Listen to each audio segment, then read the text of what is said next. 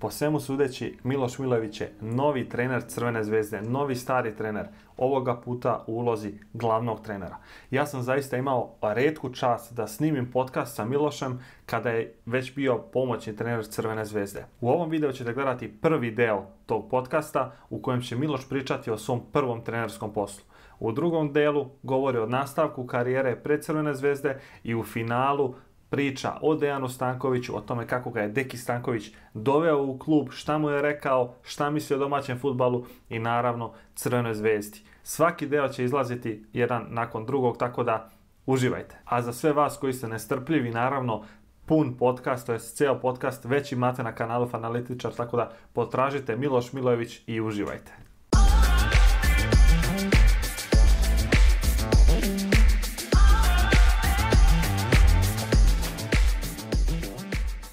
Pozdrav dragi gledaoci, danas imam ogromnu čast da ugostim ni manje ni više nego fudbalskog trenera koji je nakon epizode na Islandu i u Švedskoj se odvažio na put i to ni manje ni više nego na Marakanu. Miloš Milojević, pomoćni trener Crvene zvezde. Miloše, hvala ti puno što si izdvojio vrijeme da razgovaraš za kanal Fanalitičar i dobrodošao. Hvala i vama na pozivu, nema potrebe zahvaljivati, mislim da je obaveza trenera da negde i daju od sebe nešto za gledaoce kao i sam fudbal, tako da nema potrebe zahvaljivati. Da, ja ipak moram da iskoristim priliku, znam da si itekako zauzet, ako se ne varam sutra počinju pripreme Crvene zvezde, onda putujete u Belek u Tursku, dakle kratko samo da kažem za naše gledaoce, počet ćemo prvo sa tvojom karijerom za koju mislim da je itekako interesantna, čisto da te i ja a i moja publika još bolje upozna, onda ćemo kratko pričati o domaćem fudbalu i za kraj ćemo ostaviti neke teme o Crvenoj zvezdi. Dakle, za početak ti si igrao fudbal profesionalno za Vikingur gdje si naknadno postao faktički trener. Tako da možeš li podijeliti kako je zapravo sve to počelo i kada si ti počeo da razvijaš simpatije za taj trenerski poziv? Pa to je u suštini počelo još mnogo ranije nego kad sam krenuo da radim u Vikinguru, zato što sam ja već pre nego što sam otišao na Island imao tu B licencu koju sam od uvek hteo da krenem na vreme i negde ja mislim da sam je dobio 2008. a ja sam se za stalno 2007. preselio februara na Island, tako da sam ja to krenuo i onda sam završio 2008. i pre nego što sam došao da igram u Vikingur, ja sam počeo da treniram klince u tom klubu i igru u jednom manjem klubu Hamaru. Zatim je došlo do toga da su oni videli da ja posjedujem neki određeni kvalitet bar za tu ligu što se tiče islandske i onda sam u klubu bio i trener mlađih kategorija. Ja sam počeo sa ispod 14 i uporedo sam igrao i onda sam napredovao iz godine u godinu, to je neki cilj moj bio da prođem kroz taj, da kažem, omladinski development, razvojni fudbal u periodu moje edukacije, jer tu opet možete imati više prostora, niste toliko opterećeni rezultatima, mislim uvek se igra na pobedu i sa klincima, ali opet su neke, da kažem, druge teme. Ja sam nakon godinu i po dana postao direktor omladinske škole u tom klubu, gde je u suštini moj posao bio da se organizuju stručni deo, znači ne administrativni nego stručni deo, šta se radi sa kojom kategorijom. Tu smo naravno imali 6 muških i 6 ženskih kategorija, tako da šta se radi u kom periodu, mislim radi se u suštini u fudbalu je kompleksna stvar i radi se sve, ali su senzitivne faze različite, tako da su u nekom periodu malo više radi nekih tehničkih stvari, negde malo više fizičkih i imao sam prostora od kluba i poverenje da to malo, da kažem, da poveruju to da možemo kroz neki razvoj stići do nekog rezultata, tako da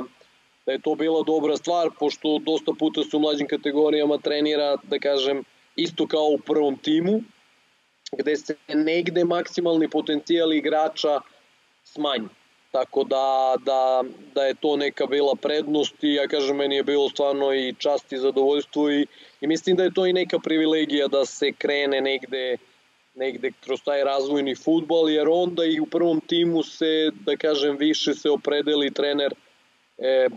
i da koristite mlade igrače i da ih razvija i da razvija sve te igrače, ne samo mlade koji ima u timu. Tako da je to bilo jedno dobro iskustvo. Ja sam onda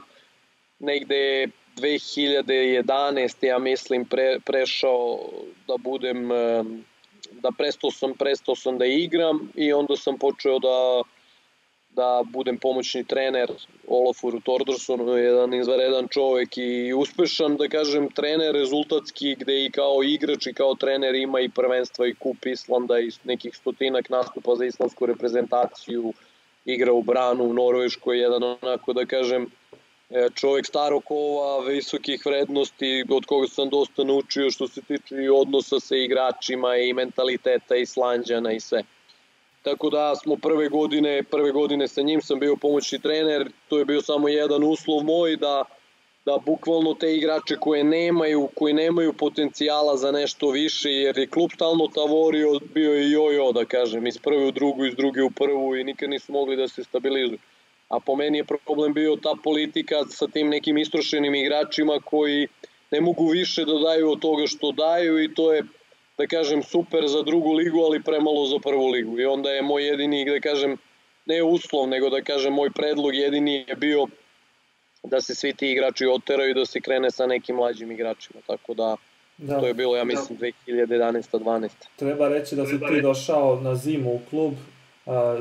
kada je se klub nalazio u drugom rangu takmičenja na Islandu. Vi ste odmah tu sezonu zapravo ušli u elitni rang i onda naredno završili, ako se ne varam, na 4. mestu i plasirali se u Evropu prvi put od 1992. godine. Da, tako je. I onda je, to je, da kažem, neki taj rezultat, taj plasman je, da kažem, posledica toga što smo imali stvarno dobro izbalansiranu ekipu i u tom centralnom delu terena golman, štoper, zadnji vezni, polušpic, da kažem, špic možda ne, smo imali baš dobre igrače gde smo prve godine u prvoj ligi onako malo su nas i pocenili, pa onda pokupite dosta bodova i na kraju smo igrali kvalifikacije za Ligu Evrope protiv Kopra slovenskog, gde smo kući izgubili 1-0 i igrali 2-2 kod njih tamo, a to je, da kažem, onako, to je malo i došao prerano taj rezultat, preveliki rezultat iz razloga što klub nije bio spreman za to, igrački kadar je bio mnogo mali i onda ja sam u tom periodu nekom bio malo više odsutniji zbog pro licence i desile su se neke stvari da je malo trener glavni Olaf, mi smo tad bili dva glavna trenera i on je malo bio, da kažem, nervozni, dobio crveni karton tamo vamo i onda je on jednostavno rekao da više ne može, gde sam ja rekao ok, onda idemo zajedno jer nije krivica samo tvoja nego i moja, međutim on je insistirao, mislim stvarno jedan neverovatan čovjek, imao sam 2 puta priliku da 2 puta i na Islandu i u Švedskoj tako dođem u situaciju da jednostavno moralno želim da prestanem i ja, da oni insistiraju da ja ostanem, zato što je, da kažem, neki odnos bio iskren odnos. I onda sam ja ostao sa jednim ciljem samo da ostanem u ligu. To je bio osnovni cilj, gde sam ja mislim jako brzo smo to obezbedili, jer u suštini ekipa je imala kvaliteta za više od toga borba od opstanka, međutim utakmicu u Evropi, putovanja malo amaterski organizovano, ajde amaterski ili zbog novca, mi nismo imali čarter let nego redovna linija, dolazak na utakmicu, gubi se kući 3-0 od Kauera, to je neki ponos da se igra s Kauerom, stari rivali, onda tu malo bude, da kažem, kao i uvek u klubu neka nervoza. Onda sam ja ostao tu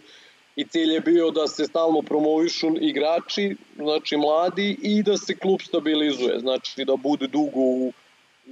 prvoj ligi i da kroz neki period 3-4 godine da to bude, da kažem, neki potencijal za možda da se pojuri titula, kup. Što su na kraju, naravno ne sa mnom, ali sa drugim trenerom uradili, gde su 8 igrača koji su igrali to finale kupa bili igrači koje smo ja i Olafur digli, ili ja posle kasnije sam u prvi tim i gde su debitovali kod mene. Imali smo isto tu sreću da smo prodali Juliusa Magnusona u Heerenveenu, Aron Ellis Strandarsson, Olesund, Dr. Magnus Carlson, Ajax. To su sve igrači koji su debitovali, to nisu neki transferi, ne znam, milionski, ali su to transferi između 150 i 350 hiljada evra. nekih 6-7 transfera za 2,5-3 godine, što je klub i situacije da su bili u minusu nekih 200-250 hiljada evra koje su morali da rentaju, da reše u 2 godine, gde smo to bukvalno rešili za 6 meseci, stabilizovali klub i to je negde bilo ok. Taj klub je meni bio na 300 metra od stana, od kuće gde sam živeo i bio mi je, da kažem, ko druga kuća. I onda u jednom periodu sam ja osetio da to može malo bolje da se radi, međutim,